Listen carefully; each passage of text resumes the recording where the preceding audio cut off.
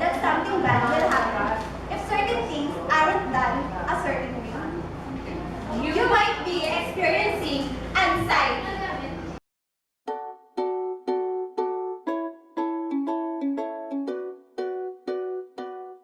Anxiety is a general term for several disorders that cause nervousness, fear, apprehension, and worry. This disorder affects how we feel and behave, and they can manifest physical symptoms. Mild anxiety is vague and unsettling, while severe anxiety can be extremely debilitating, having a serious impact in daily life. People often experience a general state of worry or fear before confronting something challenging such as test, examination, recital, or interview.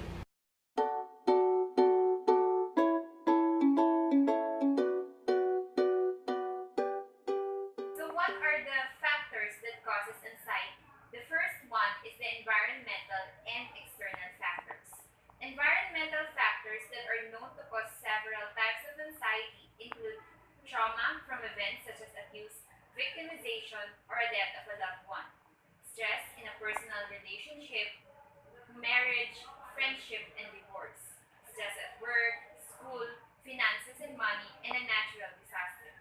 The second one is anxiety caused by medical factors. Anxiety is associated with medical factors such as anemia, asthma, infections, several heart conditions. Some medically related causes of anxiety include stress from a serious medical illness, side effects of medication, symptoms of a medical illness.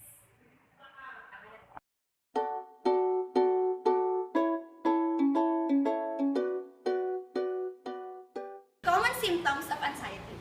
People with anxiety disorder present a variety of physical symptoms in addition to non-physical symptoms that characterize the disorders such as excessive anxiety. People with anxiety disorder present a variety of physical symptoms in addition to non-physical symptoms such as excessive unrealistic worry. Many of these symptoms are similar to those exhibited by a person suffering from general illness, heart attack or stroke, and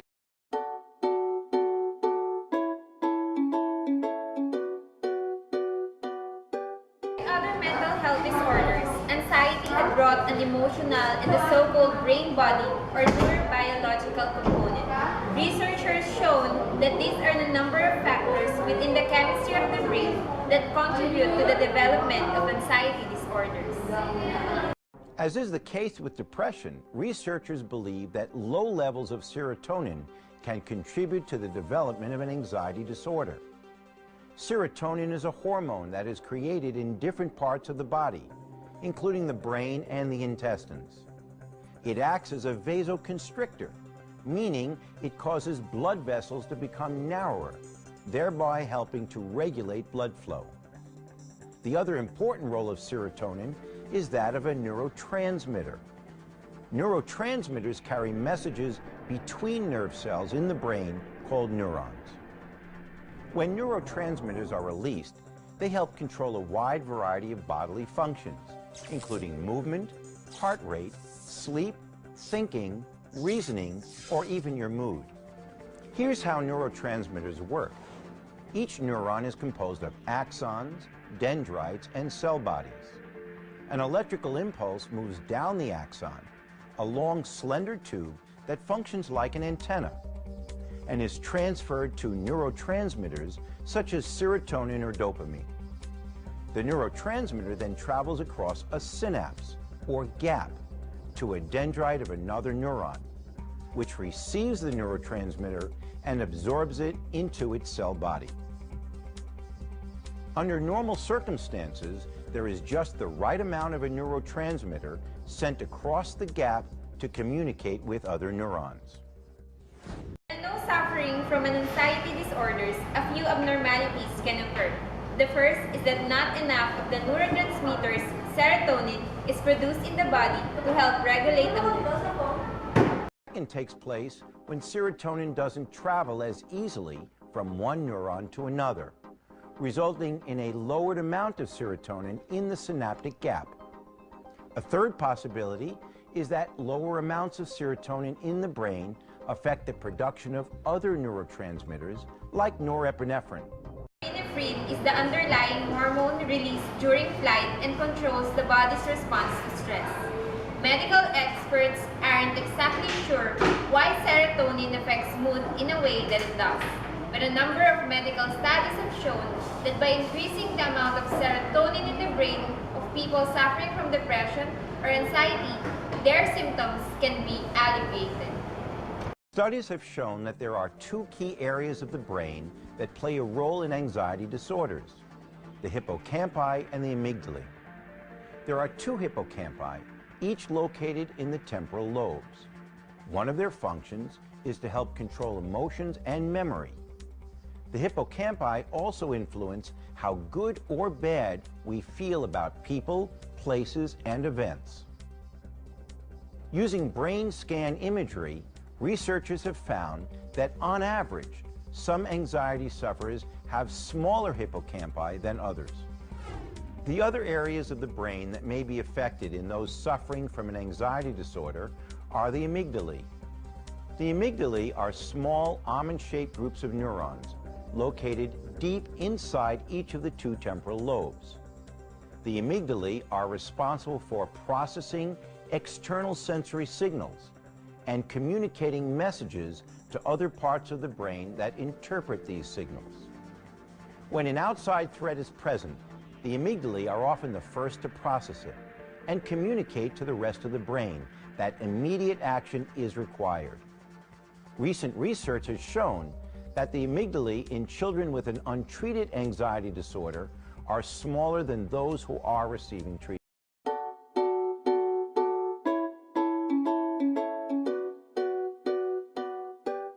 Separation anxiety po, yun yung parang takot sa paghihiwalay. So, para po ma-overcome yun, kailangan po na ihanda na po natin yung sarili natin sa mga bagay-bagay para pag may dumating po na ganong problem or challenges,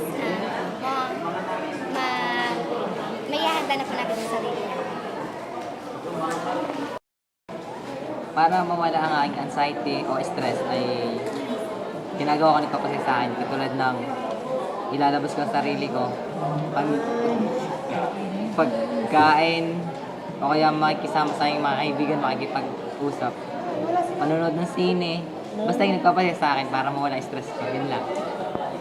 To prevent anxiety po, kailangan nyo lang pong mag-isip ng good thoughts and kalmahin po yung sarili nyo.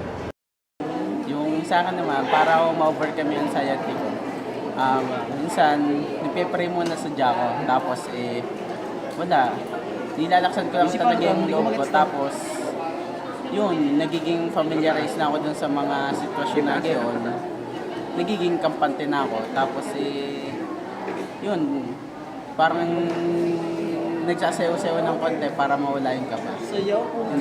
Paano na-overcome ang anxiety? Para sa akin, na-overcome ko siya kung merong sapat na oras sa pagtulog, tapos oras sa sarili, lalo na kung huwag mo pagsasabay-sabayin yung problema. Tapos put yourself and your trust in God. Yun, na-overcome ko yung anxiety. Learning how to stop an anxiety attack often takes time. With practice, it is possible to reduce symptoms and prevent future attacks. Anxiety attacks do not mean an individual cannot lead a normal life. A variety of therapies exist to treat the underlying cause of the anxiety. These are highly effective, and while some attacks may still occur, they are not as severe. Anxiety attacks occur from both mental and physical stimulants. It is important to choose the right type of therapy to treat all aspects of an anxiety disorder. This type of mental illness may make individuals feel like they have lost control. They fear more attacks and live their lives in fear of attack triggers. Learning ways to stop anxiety attacks gives them back control. Calming techniques. Calming and relaxation techniques are some of the easier ways to stop anxiety attacks. Psychologists take individuals through specific techniques to help them reduce their level of anxiety and either prevent or lessen the severity of attacks. Deep breathing, controlled breathing, and meditation are all common calming techniques. A person can begin these at any time they feel anxious or after an attack has begun. Performing calming exercises before stressful situations or triggers may increase a person's ability to better handle stress. These techniques become more effective with continued use and practice. Daily meditation and exercise. Limiting overall stress through daily meditation and exercise helps stop some anxiety attacks. These may not cure the anxiety disorder, but are a part of an effective treatment program. These techniques teach the mind and body to relax naturally. This reduces general stress and anxiety, which may trigger anxiety attacks. Medical professionals can suggest the amount of meditation and exercise required daily for specific disorders. Cognitive behavioral therapy. Cognitive behavioral therapy, or CBT, teaches adults and children how to replace negative behaviors and thought patterns to stop anxiety attacks. These techniques are learned and practiced during therapy sessions, which last for a set number of weeks, with most programs lasting around 12 weeks. Replacing negative and unrealistic thoughts with positive ones before the onset of an anxiety attack can prevent or reduce the attack's severity. These techniques can be used long-term, whenever needed, without any harmful side effects. Prescription medications. Severe anxiety disorders may require prescription medications in addition to therapy. These can be taken both short and long-term depending on the disorder and type of medication. Antidepressants are most commonly prescribed. Antidepressants and heart medications also treat anxiety-related attacks. These medications are taken either daily, before common triggers, or at the onset of an attack. A psychiatrist or psychologist will prescribe these only as needed, as they may have side effects, especially if the individual has other medical conditions. Step away from stress. Taking a step back from the stress trigger is often a good way to stop anxiety attacks. It is a short-term fix, but effective. It may not always be possible to walk away. If it is not, try another method until there is a chance to step into a quiet room or leave the situation entirely. If you suffer from anxiety or panic attacks, then click here to get your completely free guide to overcoming and beating anxiety once and for all. You'll find all of the most effective and proven techniques for beating panic and anxiety forever, all inside this one short guide.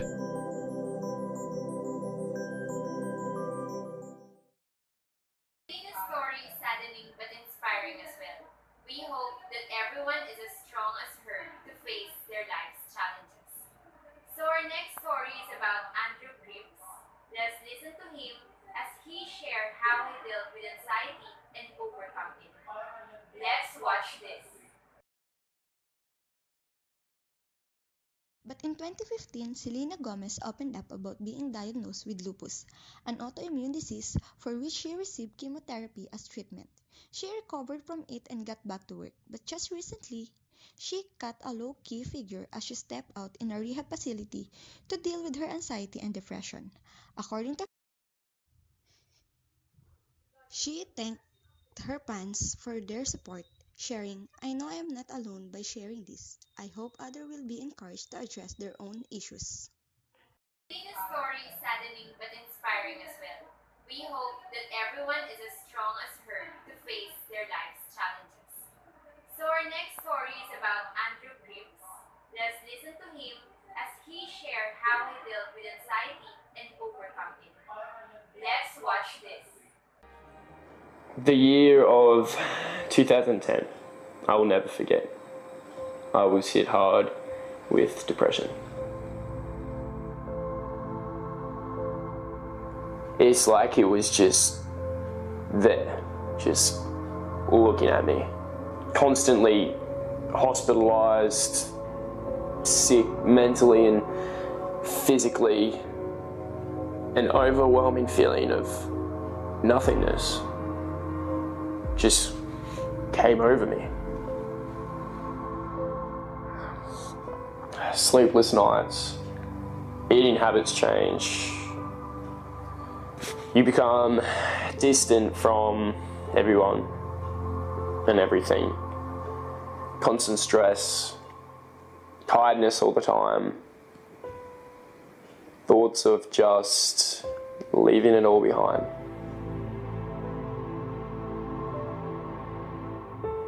Rapidly, I lost weight.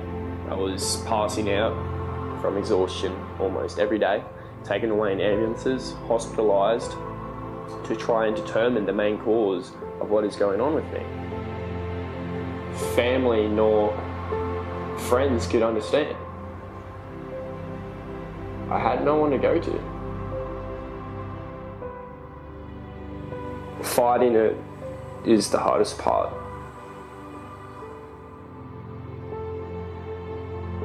You cannot begin to explain what it's like to see your mother crying, that strong person in your life just breaking down, and seeing your best friend in tears. It's just hard to deal with.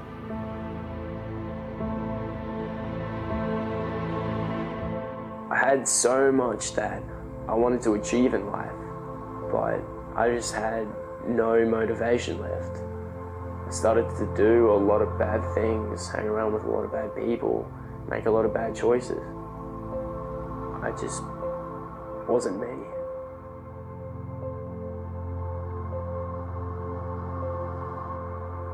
I was the sensitive kid. I wasn't as tough as the other people around. It was very easy for me to break down. No one could understand the pain that I was going through. So I thought, what's the point? I'm not getting anywhere in life.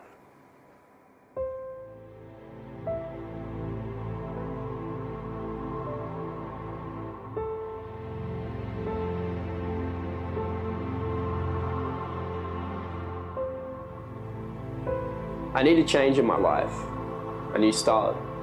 I needed to find myself. So what I eventually did was I got help, and calling Beyond Blue was the best thing that I could have ever done, because if it wasn't for them, then I'd still be left in the dark. You are not alone. We believe in you. You'll never know how easy it is to go and tell your loved ones, go and tell your friends, and you'll be surprised just how much they will love you and care for you and support you through this. But it's important that you believe in yourself, okay, and not to let anyone else drag you down, okay, because you are good enough. You gotta get up and you gotta keep going, okay, and don't let anything else. Mind is a diesel engine. Anxiety would be the leaded gas that was accidentally poured in it and responsible for its birth and stutters. Overcoming it does not come instantly. It is a process. A process wherein you have to give your faith and trust to that one person above. To him who were with you from the time you say hello to anxiety and you bid goodbye with it.